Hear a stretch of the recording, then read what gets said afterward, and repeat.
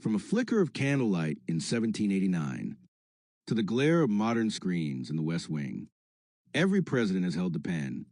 Executive orders not passed by Congress, but etched into law by command. Some shaped history. Some sparked controversy. Others were forgotten. Until now. This is where we break them down. Every signature, every shift in power, every consequence still felt today. From Washington to Biden, welcome to Executive Order Watch.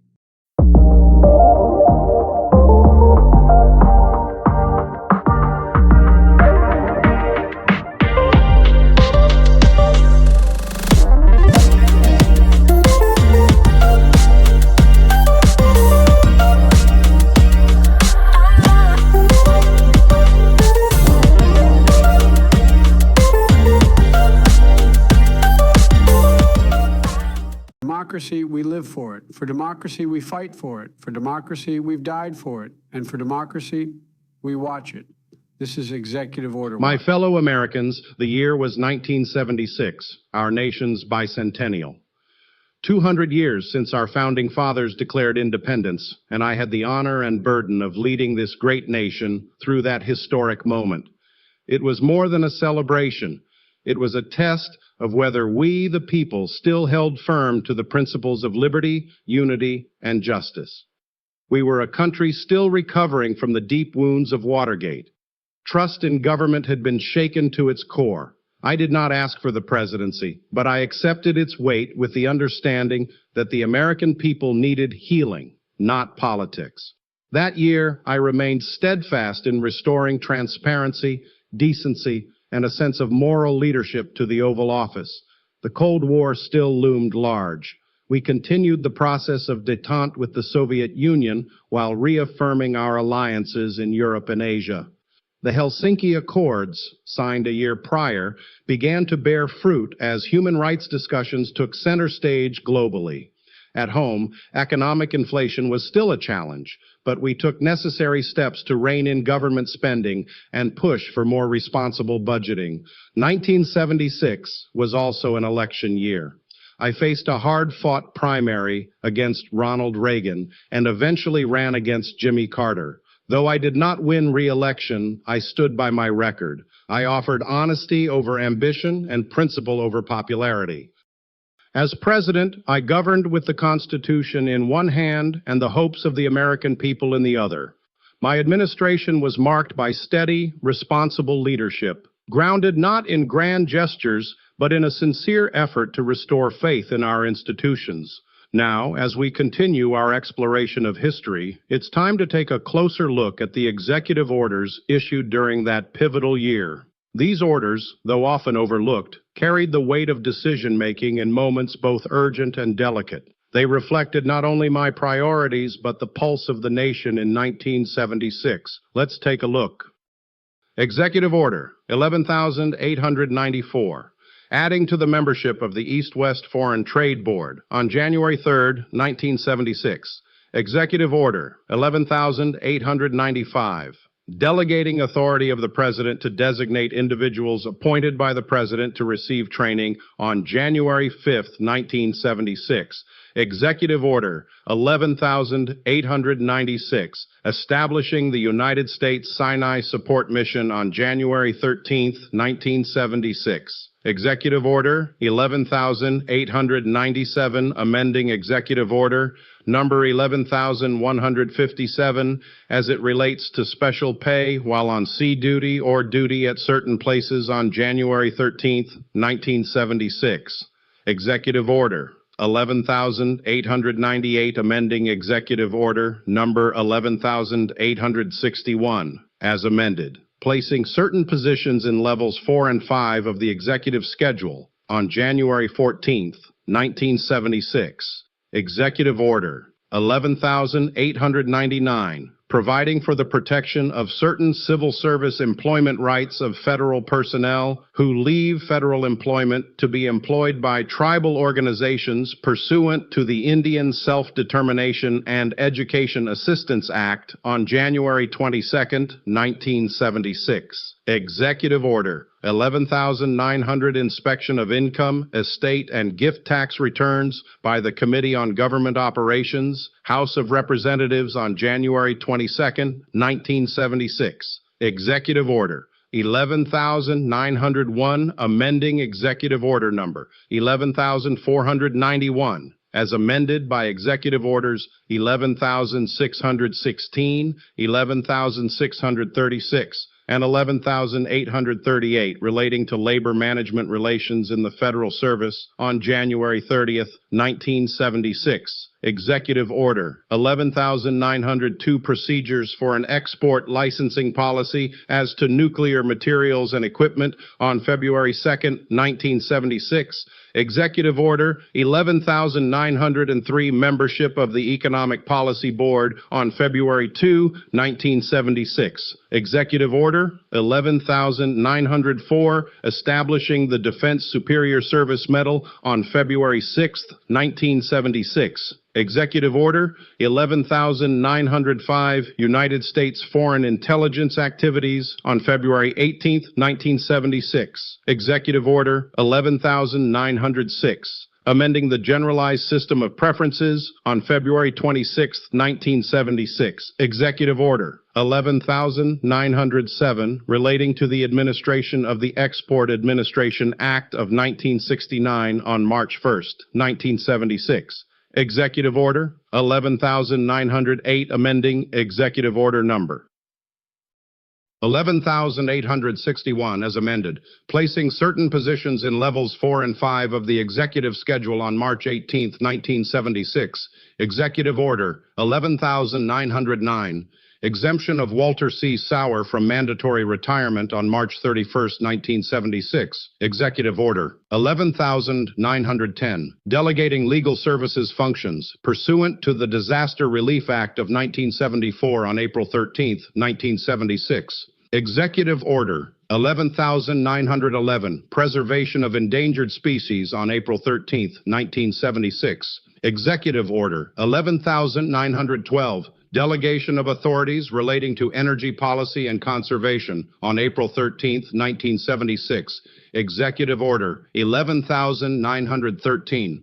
Collection of information for import relief and adjustment assistance on April 26, 1976. Executive Order 11,914. Non-discrimination with respect to the handicapped in federally assisted programs on April 28, 1976. Executive Order 11,915, abolishing the Energy Research and Development Advisory Council on May 10, 1976. Executive Order 11,916, amending Executive Order Number 11,649, regulations governing the seals of the President and the Vice President of the United States on May 28, 1976. Executive Order 11,917, amending Executive Order Number 11,643 of February 8, 1972, relating to environmental safeguards on activities for animal damage control on federal lands on May 28, 1976. Executive Order 11,918, compensation for damages involving nuclear reactors of United States warships on June 1,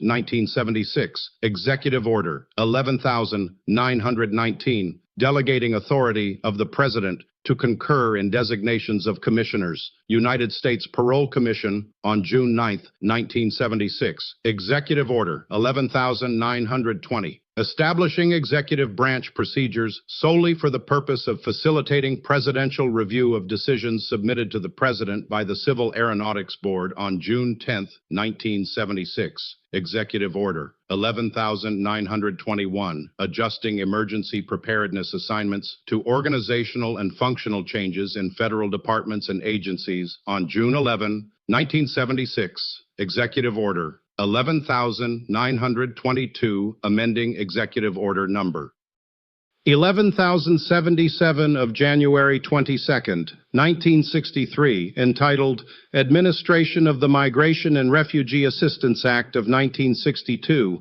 on June 16, 1976. Executive Order 11,923. The Honorable Francis E. Malloy, Jr. and Robert O. Waring on June 17, 1976, Executive Order 11,924, exemption of Arthur S. Fleming from mandatory retirement on June 29, 1976. Executive Order 11,925, promotion of Navy and Marine Corps officers from below the appropriate promotion zone on June 29, 1976. Executive Order 11,926. The Vice Presidential Service Badge on July 19, 1976. Executive Order 11,927, amending Executive Order number 11,861 as amended, placing certain positions in levels 4 and 5 of the Executive Schedule on July 22, 1976. Executive Order 11,928, exemption of Herald Counsel from mandatory retirement on July 26, 1976. Executive Order 11,929, incentive pay for enlisted members of the uniformed services who are involuntarily removed from aerial flight duties on July 26, 1976. Executive Order 11,930, performance by the Federal Energy Office of Energy Functions of the Federal Energy Administration on July 30, 1976. Executive Order 11,931, extending diplomatic privileges and immunities to permanent observers to the Organization of American States and to members of their diplomatic staffs on August 3, 1976. Executive Order 11,932, classification of certain information and material obtained from advisory bodies created to implement the International Energy Program on August 4, 1976. Executive Order 11,933, termination of the Federal Energy Office on August 25, 1976. Executive Order 11,934, amending the Generalized System of Preferences on August 30, 1976. Executive Order 11,935, citizenship requirements for federal employment on September 2, 1976. Executive Order 11,936, the President's Commission on Olympic Sports on September 8, 1976. Executive Order 11,937, relating to appointments to the Quetico Superior Committee on September 10, 1976. Executive Order 11,938, relating to adjustment of cost of living allowances and post-deferentials on September 29, 1976. Executive Order 11,939, basic allowances for quarters on September 30, 1976. Executive Order 11,940, continuing the regulation of exports on September 30, 1976. Executive Order 11,941, adjustments of certain rates of pay and allowances on October 1, 1976. Executive Order 11,942, exemption of Ashton C. Barrett from mandatory retirement on October 22, 1976. Executive Order 11,943, amendment of adjustments of certain rates of pay and allowances on October 25, 1976. Executive Order 11,944, authorizing delegation of authority to the Secretary of the Treasury with respect to the Northern Mariana Islands on October 25, 1976. Executive Order 11,945, physical fitness and sports on October 25, 1976. Executive Order 11,946, White House fellowships on October 25, 1976. Executive Order 11,947, reports and investigations relating to the administration of the Trade Agreements Program on November 8, 1976. Executive Order 11,948, continuance of certain federal advisory committees on December 20th, 1976. Executive Order 11,949, economic impact statements on December 31st, 1976. Pauline's Pizza, Good evening. where we deliver happiness one slice at a time. What's your craving today? Yeah, hi. Is Seymour there? Oh, Seymour. I think he might be busy making our special pies. But hey, Why not swing by the pizzeria? We've got a pie with your name on it. Anything else I can help you with? I was looking for Seymour Butts. Ah, I see. Well, if you're looking for Seymour Butts, he might be hiding behind a pepperoni slice. Anything else I can do for you today? No, that's it. Hi, I'm Terrence, a marketing professional with a passion for helping your business grow smarter and faster. Here at Da Bomb Digital Media, based right here in Atlanta, Georgia, we specialize in bringing your vision to life. Whether you're launching your first website or reimagining your entire digital presence, we've got you covered. From modern website design and search engine optimization to setting up your own AI-powered agency tools, we deliver innovative solutions that keep you ahead of the curve. Ready to unlock your business's full potential? Let's build something remarkable together. For more information, visit our YouTube channel. Just search Da Bomb Digital Media on YouTube and start exploring tips, success stories, and everything you need to elevate your brand. 6. Good evening, truth seekers. As we look back on the year 1976, we find ourselves in a moment of profound reflection on who we were, what we endured, and the decisions that shaped a nation still healing from trauma. That year marked America's bicentennial, 200 years since independence. Fireworks filled the sky, but beneath the celebration was a country still recovering from Watergate, inflation, a chaotic exit from Vietnam, and a crisis of confidence in our government. President Gerald Ford, who had not been elected to the presidency or vice presidency, was the man tasked with steadying the wheel, and steady it he did. He wasn't flashy, he wasn't theatrical, but he was deliberate. Ford issued over 50 executive orders in 1976, each one revealing how he governed, cautiously, pragmatically, and always with an eye on preserving institutional integrity.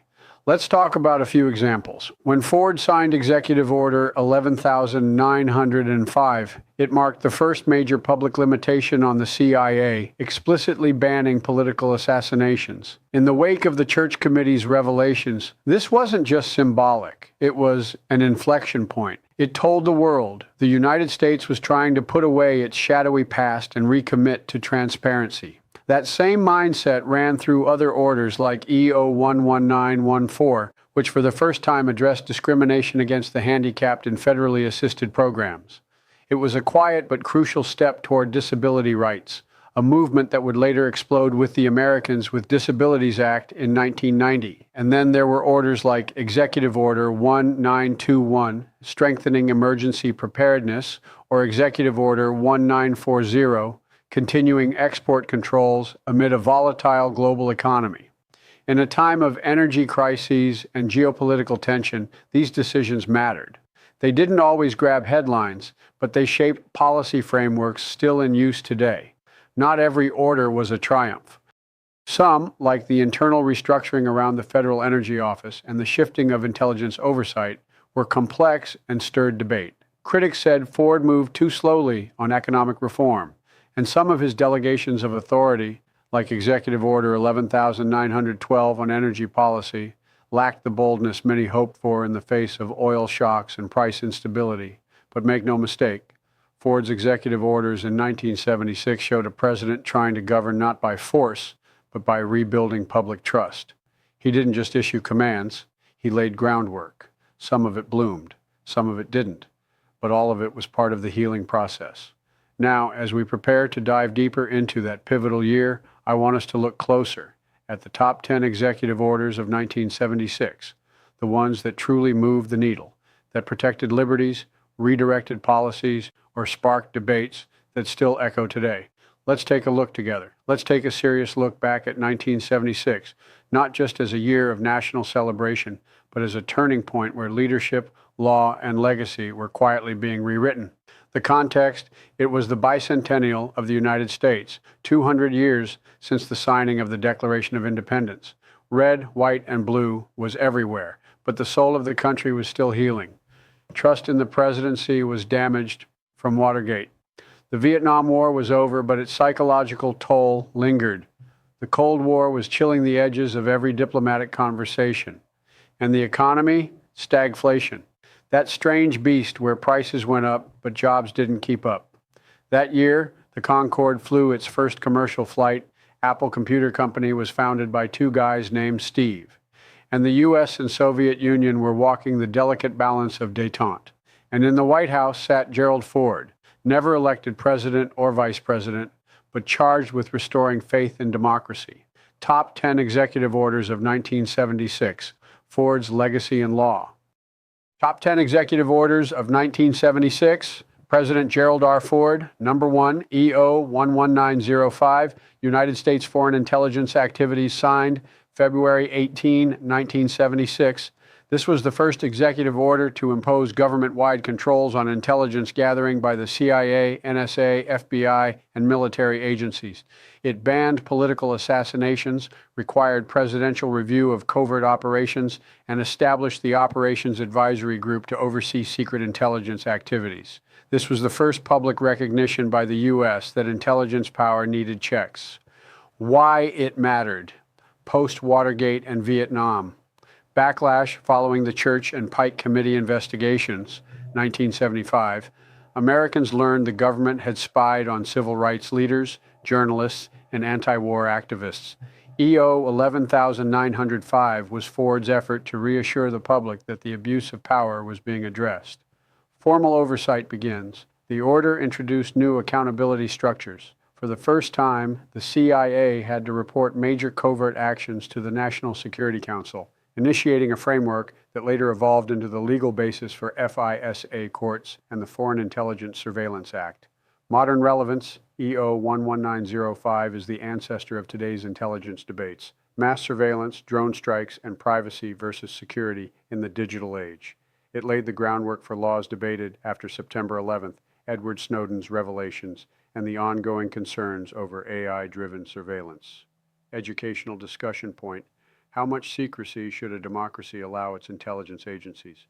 Was Ford right to allow secret operations with more oversight, or should covert action be entirely public? Number 2, EO 11914, Non-Discrimination with Respect to the Handicapped. Signed April 28, 1976. This order prohibited discrimination against individuals with disabilities in any program or activity receiving federal funding. It instructed federal agencies to take steps to ensure equal access and fair treatment for disabled individuals in employment, education, transportation, and more. Why it mattered. Bridge to the ADA, 1990.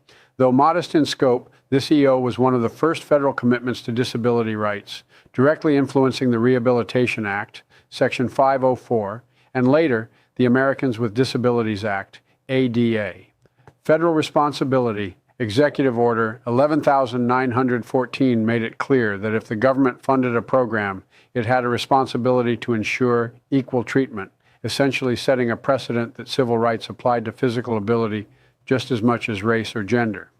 Enduring legacy.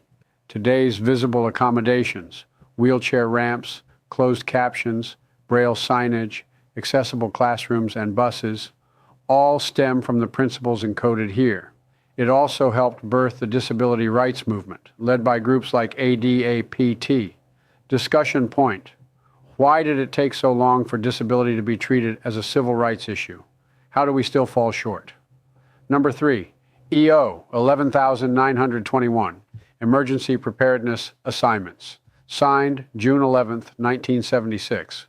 Ford's EO 11921 updated how federal departments would function in the event of nuclear war, civil disorder, or national emergency. It updated older Cold War policies for a new era and built a continuity of government COG system to ensure America could survive catastrophic events. Why it mattered? Cold War climate. With the U.S. and the Soviet Union still in tense diplomatic competition, the risk of nuclear war felt real. EO 11921 was part of a larger strategy to keep the government functioning even if Washington, D.C. was wiped out.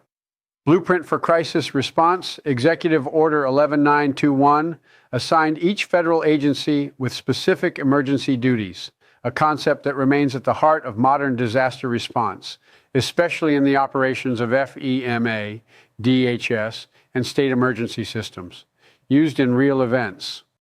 The logistics plans inspired by this EO helped during the 9/11 attacks, Hurricane Katrina, and the COVID-19 pandemic, events where continuity of leadership, military coordination, and resource distribution were tested.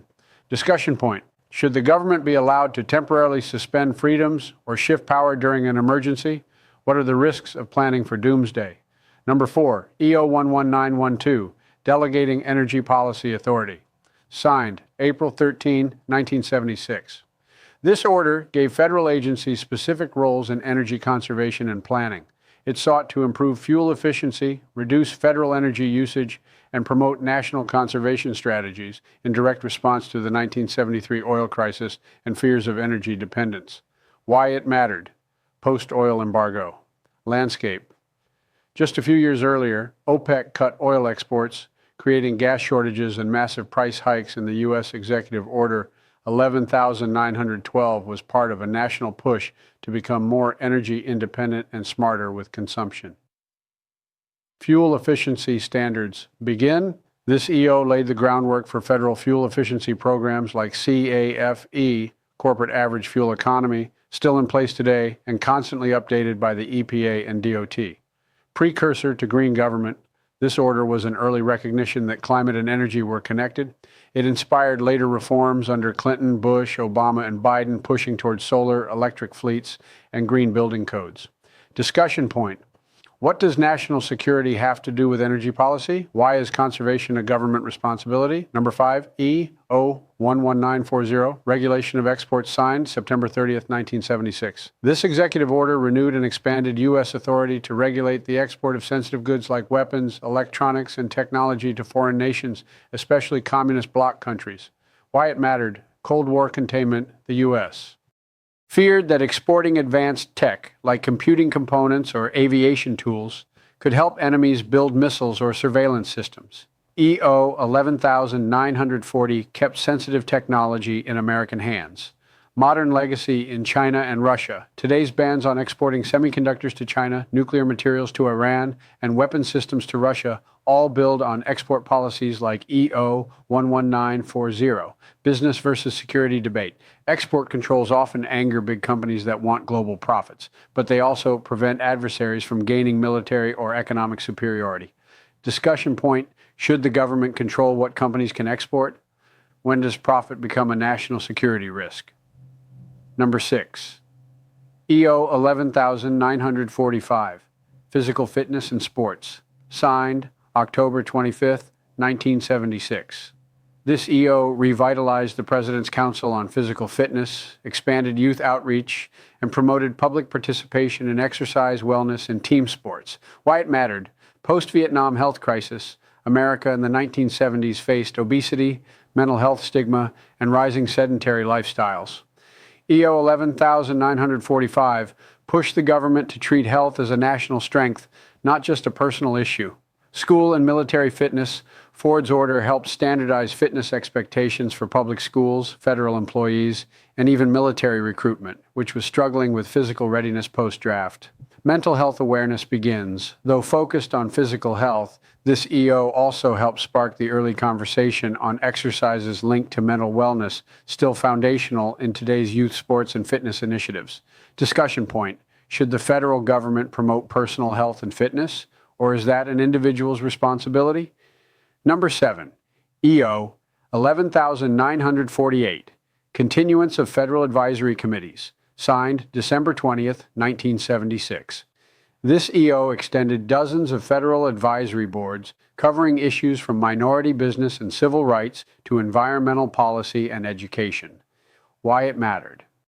Knowledge equals power. Advisory committees brought in experts, professors, scientists, and civil leaders to give feedback on government programs, ensuring informed, balanced policies. Diversity of voices. Some of these panels specifically gave a voice to Black, Latino, Indigenous, and female leaders, creating momentum toward inclusive policymaking. Still around today, boards like these still help craft policies on AI, public health, agriculture, education, and more. They are the unsung backbones of executive decision-making. Discussion point: should unelected advisory boards influence government policy? Who gets to decide who's an expert? Number 8, EO 11949, Economic Impact Statements, signed December 31, 1976. This required federal agencies to analyze the economic impact of new regulations before implementing them, making sure government decisions don't harm the economy more than they help. Why it mattered. Birth of cost-benefit analysis. Executive Order. 1149 institutionalized the idea that the government must weigh benefits and costs, a principle now baked into all federal rulemaking via the OMB and GAO. Tamed government overreach. Agencies could no longer roll out sweeping regulations without proving they were economically justified. This made policymaking more deliberate and data-driven. Today's relevance. This is still used when creating new rules on climate emissions, labor wages, or healthcare programs. It's the foundation of regulatory budgeting. Discussion point, should saving money outweigh moral good? Should economic analysis stop life-saving policy? Number 9, EO 11907, Export Administration Act, Oversight, signed March 1st, 1976. Refined procedures for limiting export of militarily sensitive technologies under the Export Administration Act, especially to communist or embargoed nations. Why it mattered, strategic materials control. Help define categories of dual-use technology, tools that could be used for civilian or military purposes. Some write history with blood, some with laws, but the sharpest stroke comes from the pen. Executive power ain't just a tool, it's a weapon wielded by the few, affecting the many. They sign it, we live it. They order it, we obey it. Here, watching, digging, remembering. From the plantation to the proclamation, from internment camps to civil rights stands, from surveillance laws to student loan draws. Order can change your life, and you might not even know it, but now you do. So stay locked in, stay woke, stay sharp. We ain't just talking about power, we tracking it. Executive Order Watch, and we ain't blinking.